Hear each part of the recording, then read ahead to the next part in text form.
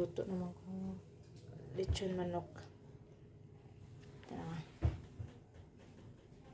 Ginuluman nasa sa mga lemon kag mga powder kay para nga wala lang sa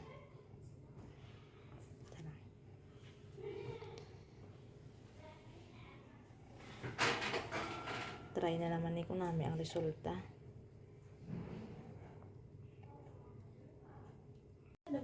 Yan, amo na ni sa ang aton nga roasted whole chicken. Ambot kung okay ni sa karon kay try pa man lang first time nga di mo.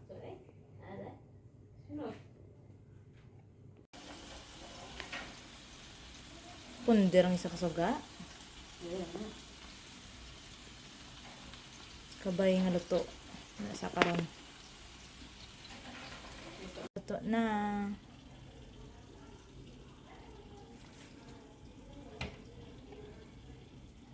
Nami itsura yung hamot pa.